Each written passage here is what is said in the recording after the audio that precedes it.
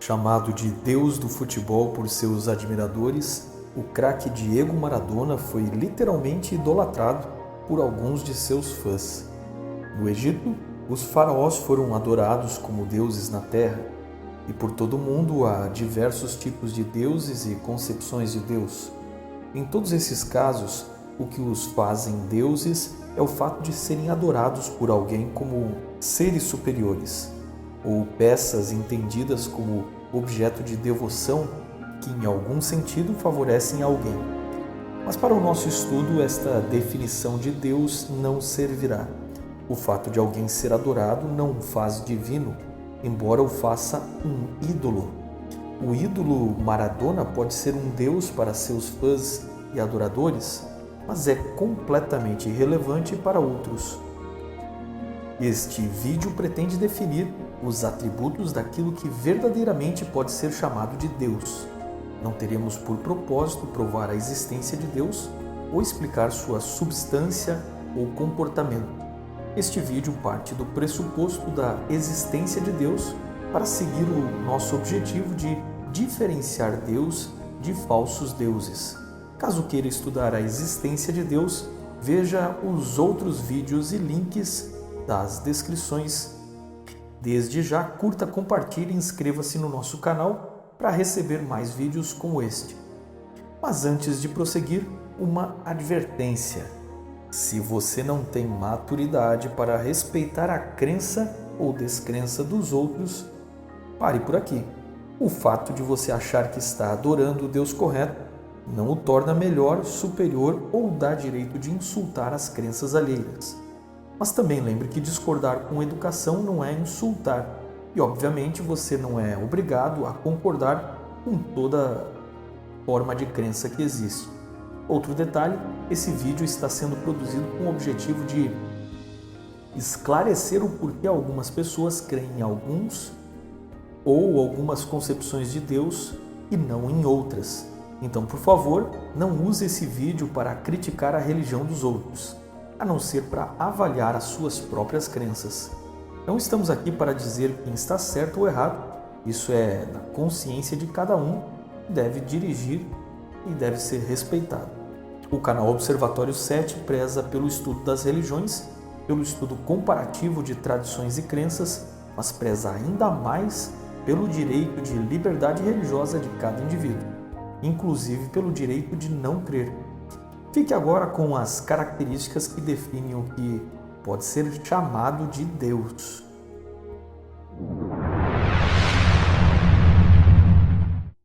O raciocínio sobre Deus está vinculado às origens.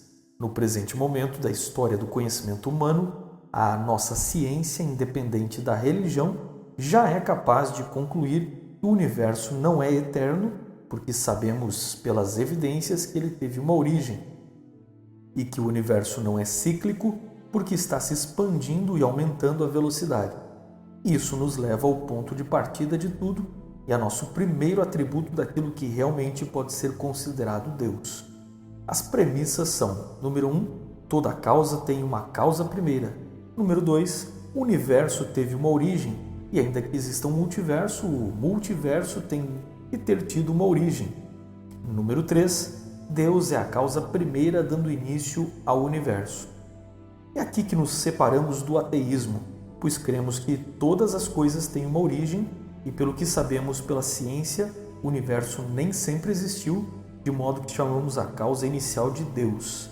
Até aqui não sabemos muito sobre Deus, mas podemos definir Deus por Criador, seu primeiro atributo, aquele que deu origem à natureza.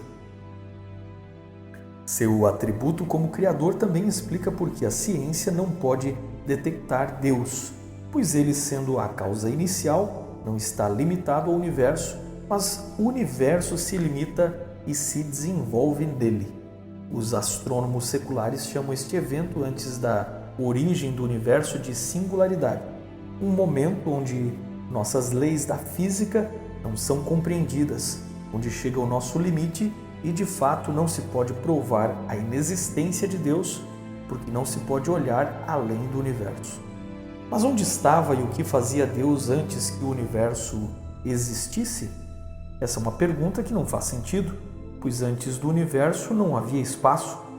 Então não existe um onde ele estava, porque não existia qualquer lugar, nem existia tempo, então também não existia um antes dele criar. Existia só Deus e ele era tudo o que existia, bastava-se a si mesmo. E se tivermos que descrever isso na nossa linguagem temporal, vamos dizer que ele sempre existiu.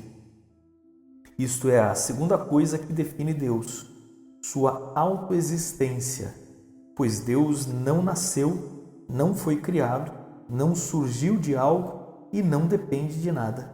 Deus não está sujeito ao tempo, embora o percebamos no tempo, nem necessita de um espaço, embora nos relacionamos com ele no espaço.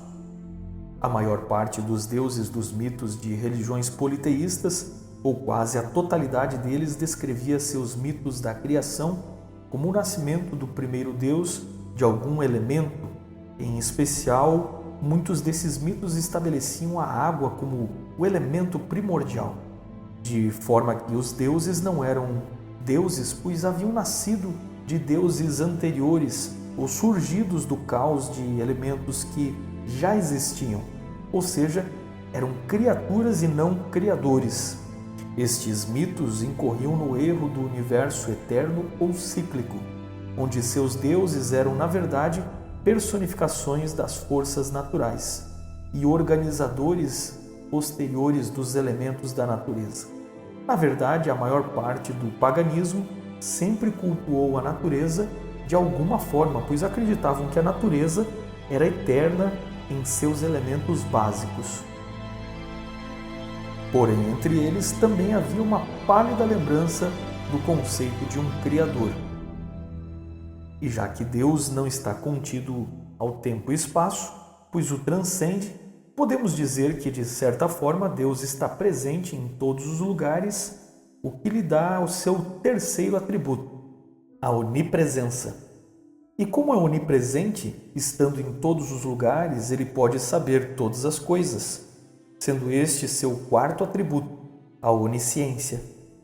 Estes dois atributos também diferenciam Deus dos ídolos, pois os ídolos são objetos cultuados que materializam um ser e, neste sentido, limitam Deus a uma forma contida no tempo e espaço. Se você fosse um adorador da igreja de Maradona, você sabe que, se orar a ele, ele não te ouvirá, afinal nem está em todos os lugares, nem sabe todas as coisas. Aliás, se você cultuasse uma estátua do craque, seria ainda pior. É isso que os ídolos fazem. Eles diminuem e ridicularizam aquilo que é divino, impedindo o homem de conhecer o que Deus verdadeiramente é. Muitos dos que estudam o cosmos entendem que Deus era as próprias forças da natureza, mas quando olhamos para o cosmos, vemos ordem sendo imposta sobre o caos. Vemos organização, detalhes e condições especiais sendo finamente ajustadas para o funcionamento do cosmos e a existência da vida.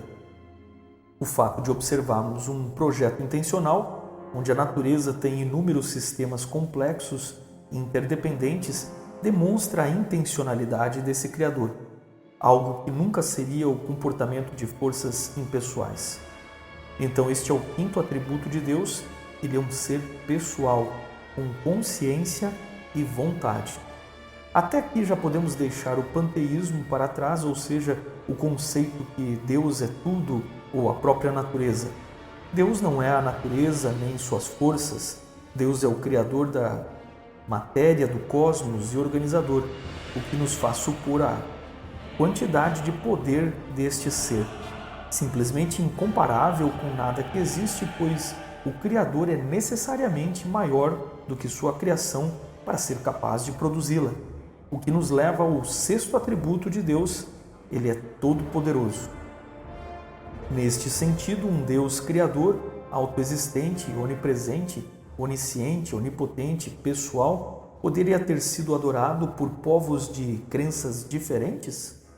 Sim, e muitas vezes foi, pois o que define Deus não é seu nome ou como um povo o chama, mas sua identidade no sentido de quem ele é e no sentido do que sua natureza o faz capaz de fazer. Porém, existe mais um atributo que a revelação geral pode nos revelar pelo raciocínio sem o uso de textos sagrados ou tradições. Analisando pela lógica, um ser como esse, que é todo-poderoso, seria possível haverem dois seres ou mais com todo poder ilimitado? O limite de um não seria o outro? Se o Deus A, por qualquer motivo, desejasse usar seu poder contra o Deus B, como seria? Se o Deus A subjugasse o Deus B, então A seria Deus Todo-Poderoso e B não seria Deus, mas apenas um ser mais poderoso do que nós e um espírito abaixo de A. Se fosse ao contrário, B seria Deus e não A. Se A e B empatassem, não seriam todo-poderosos, de modo que não seriam deuses. Ou seja, não pode existir mais de um Deus. Este é o paradoxo que anula deuses como, por exemplo, o panteão grego. Zeus não é verdadeiramente Deus porque, caso existisse, seria uma criatura que teve uma origem em Cronos, e este em Urano, e estes em elementos e deuses anteriores, num conceito de eternidade dos elementos da natureza. Além disso, Zeus, quando luta com Cronos, precisa de ajuda de seus irmãos e de armas cedidas pelos Ciclopes. Zeus não é criador, não é eterno, não é autoexistente e muito menos todo-poderoso. Seria possível haverem dois deuses ou mais onipresentes e oniscientes? Seria possível existir mais de um ocupando todo lugar no espaço? Esta é uma pergunta semelhante à afirmação de que dois corpos não podem ocupar o mesmo lugar no espaço, porque Deus, em sua natureza espiritual, preenche tudo. Ele pode estar em todos os lugares porque é como o Criador e é aquilo que de maior pode existir.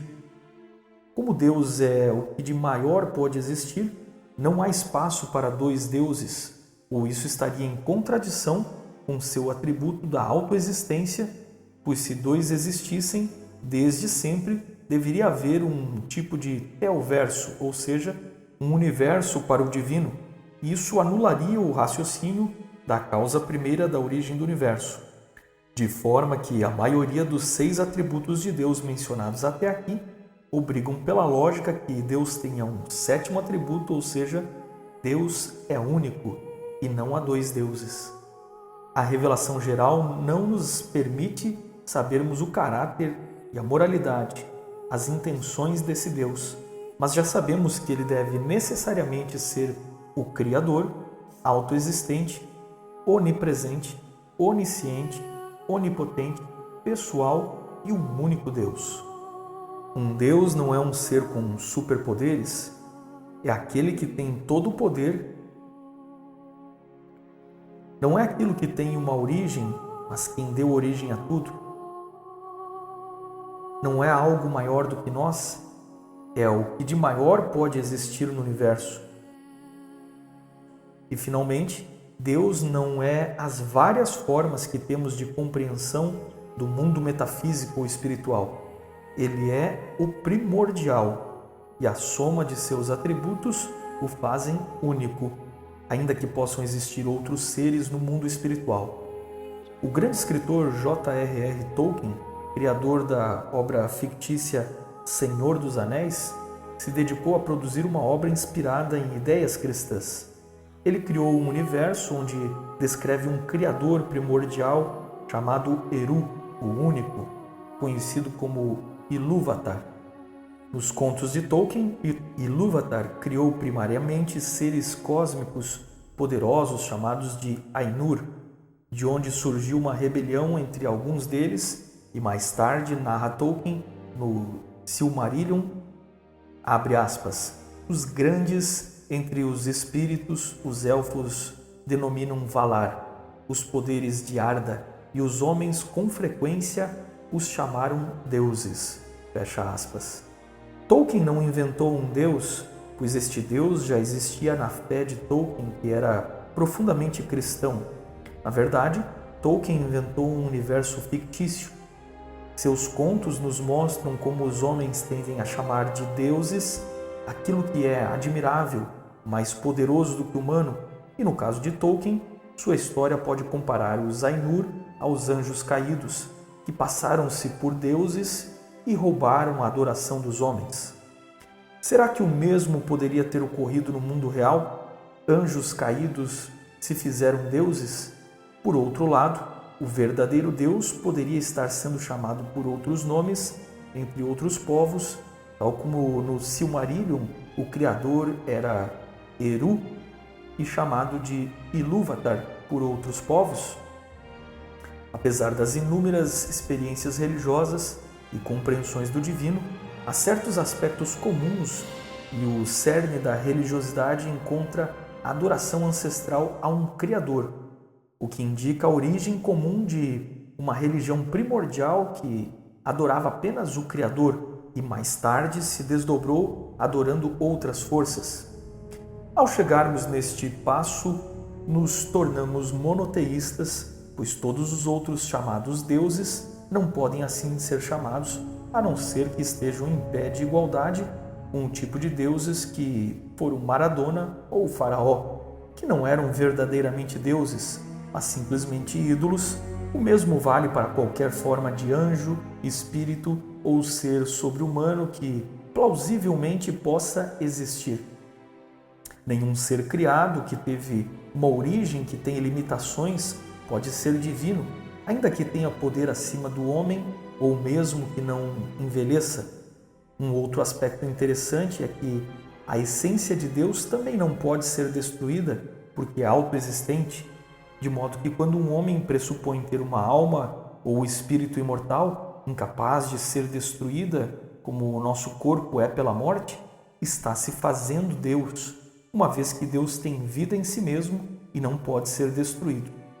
E uma vez que concluímos que não há espaço lógico para a existência de dois deuses, ou seja, não pode haver dois que tenham vida em si mesmos e sejam autoexistentes, é também impossível que o homem tenha uma alma imortal e, portanto, deve obter sua vida eterna em total dependência de seu Criador através da ressurreição. Então, o monoteísmo é a verdade? O que estamos dizendo é que o monoteísmo é o final do nosso raciocínio lógico sem termos usado nenhum verso ou argumento bíblico sequer. E qual religião monoteísta deveríamos escolher? Você pode escolher a religião que quiser na sua liberdade, mas na verdade a religião é a forma como os homens se relacionam com Deus, e a pergunta correta é: em qual forma monoteísta Deus relacionou-se ou revelou-se ao homem?